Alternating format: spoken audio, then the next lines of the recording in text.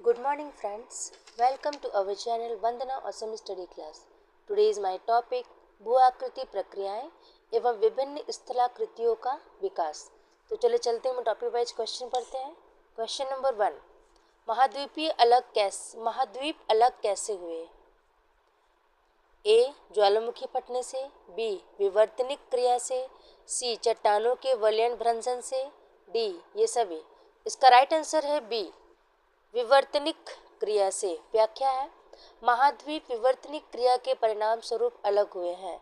स्थल के दृढ़ भूखंड को प्लेट कहते हैं। इन प्लेटों के स्वभाव तथा प्रवाह से संबंधित अध्ययन को प्लेट विवर्तनिकी कहते हैं। पृथ्वी की सतह पर 7 बड़ी और कई छोटी टेक्टोनिक प्लेटें हैं और यही प्लेट्स एक दूसरे से अलग होकर टूट जाती हैं, जिस कारण महाद्वीप का निर्माण होता है। ये सिद्धांत वलित पर्वतों के निर्माण की सबसे नई व्याख्या प्रस्तुत करता है। क्वेश्चन नंबर 2, पृथ्वी का मूलतः एक ही विशाल भूखंड था जिसे कहते हैं ए, पैंथालासा, बी, पैंजिया, सी, लॉरेशिया, डी, गोंडवाना लैंड। इसका राइट आंसर है बी, पैंजिया। व्याख्या, पृथ्वी का मूलतः एक ही विशाल भूखंड था जिसे पैंजिया कहते हैं। आज के सभी महाद्वीप पहले एक बड़े भूखंड के भाग थे तथा उसके चारों ओर विशाल महासागर था।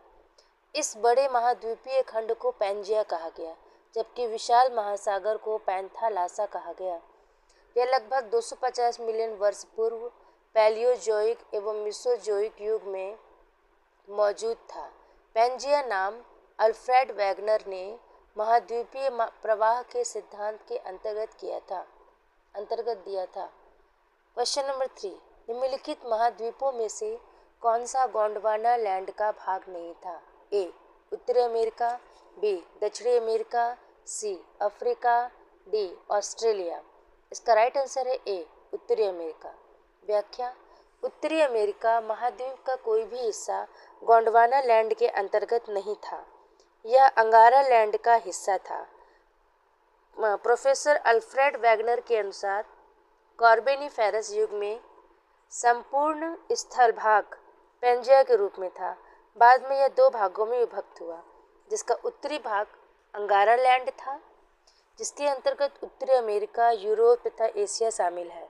इसके अतिरिक्त इसका दक्षिणी भाग गोंडवाना लैंड के नाम से प्रसिद्ध था, जिसमें दक्षिण अमेरिका, पूर्वी अफ्रीका, मैडागास्कर, प्रायद्वीपीय भारत, ऑस्ट्रेलिया तथा अंटार्कटिका शामिल थे। क्वेश्चन नंबर 4, भारत प्राचीन सुपर महाद्वीप गोंडवाना लैंड का भाग था। इसमें वर्तमान समय का निम्न भूभाग शामिल था: ए, दक्षिण अमेरिका, बी, अफ्रीका, सी, ऑस्ट्रेलिया, डी, उपरोक्त सभी। इसका राइट आंसर है डी, उपरोक्त सभी। भारत प्राचीन सुपर महाद्वीप गोंडवाना लैंड का भाग था। इसमें वर्तमान समय के दक्षिण अमेरिका, अफ्रीका तथा ऑस्ट्रेलिया के भूभाग शामिल थे। भारत का प्रायद्वीपीय पठार प्राचीन गोंडवाना लैंड का भाग है। यह आर्कियन युग की चट्टानों से निर्मित है। क्षेत्रफल की दृष्टि से प्रायद्वीपीय पठार सबसे बड़ा भौतिक क्षेत्र है।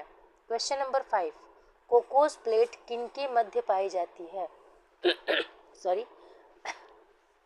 ए, मध्य अमेरिका तथा प्रशांत प्लेट, बी, दक्षिण अमेरिका तथा प्रशांत प्लेट, सी, लाल सागर तथा फारस की खाड़ी, डी, एशियाई प्लेट तथा प्रशांत प्लेट, ई, उपरोक्त में से कोई नहीं। इसका राइट आंसर है ए, मध्य अमेरिका तथा प्रशांत प्लेट। कोकोस प्लेट मध्य अमेरिका तथा प्रशांत प्लेट के मध्य पाई जाती है। यह नवीनतम टेक्टोनिक प्लेट है, जिसका नाम कोकोस द्वीप है। इस प्लेट का निर्माण लगभग 23 मिलियन वर्ष पहले हुआ था। नजका प्लेट दक्षिण अमेरिका और प्रशांत महासागरीय प्लेट के मध्य स्थित है। यह प्लेट महाद्वीपीय व महासागरीय स्थल मंडलों से मिलकर बनी है। प्लेट को 7 बड़ी एवं 20 लघु प्लेटों के रूप में पहचाना जाता है। क्वेश्चन नंबर 6, महाद्वीपीय बहाव का सिद्धांत किसके द्वारा विकसित किया गया था? A, J Wilson, B, A Wagner, C, Du Toit, D, H Hess, E, इनमें से कोई नहीं। इसका राइट आंसर है बी, ए वैगनर। महाद्वीपीय बहाव का सिद्धांत वैगनर द्वारा विकसित किया गया था। जर्मन मौसम विज्ञानी अल्फ्रेड वैगनर ने अपनी पुस्तक महाद्वीपों और महासागरों की उत्पत्ति में महाद्वीपीय बहाव के सिद्धांत को वर्ष 1912 में प्रतिपादन किया। हैरी हेस ने प्लेट विवर्तनिकी सिद्धांत का प्रतिपादन किया था वर्ष 1962 में। भूगर्भ शास्त्री विल्सन द्वारा सर्वप्रथम प्लेट शब्द का प्रयोग किया गया था। क्वेश्चन नंबर 7, निम्नलिखित पर विचार कीजिए। 1. विद्युत चुंबकीय विकिरण। 2. भूतापीय ऊर्जा। 3. गुरुत्वीय बल। 4. प्लेट संचलन। 5. पृथ्वी का घूर्णन। सी. पृथ्वी का परिक्रमण। उपरोक्त में से कौन से पृथ्वी के पृष्ठ पर गतिक परिवर्तन लाने के लिए जिम्मेदार है? ए 1, 2, 3 और 4। बी 1, 3, 5 और 6। सी 2, 4, 5 और 6। डी उपरोक्त सभी। इसका राइट आंसर है डी उपरोक्त सभी। व्याख्या, पृथ्वी के पृष्ठ पर गतिक परिवर्तन लाने में दिए गए सभी विकल्प जिम्मेदार हैं। इन प्रवृत्तियों के कारण विभिन्न स्थलाकृतियों का निर्माण होता है। विद्युत चुंबकीय विकिरण वायुमंडल में कई प्रभावों के लिए उत्तरदायी है। माइक्रोवेव तथा रेडियो तरंगें भी इससे प्रभावित होती है। भूतापीय ऊर्जा पृथ्वी की ऊपरी सतह से बिजली उत्पादन का माध्यम है। गुरुत्वीय बल पृथ्वी पर आकर्षण की गति को बनाए रखता है। प्लेट संचलन पृथ्वी पर भूकंपीय क्षेत्र तथा पर्वतीय स्थलाकृतियों के प्रति उत्तरदायी है। पृथ्वी का घूर्णन और परिक्रमण पृथ्वी के पृष्ठ की अनेक महत्वपूर्ण गतिविधियों को प्रेरित करता है। क्वेश्चन नंबर 8, सही कालक्रम में व्यवस्थित कीजिए। 1. पटपरा जमाव। 2. खैतोनही जमाव। 3. बाघोर जमाव। 4. सिहावल जमाव। कूट दिए गए हैं। ए 1, 4, 2, 3। बी 4, 1, 3, 2। सी 1, 2, 3, 4। डी 4, 3, 2, 1। इसका राइट आंसर है बी 4, 1, 3, 2। व्याख्या, सही कालक्रम 4, 1, 3, 2 है।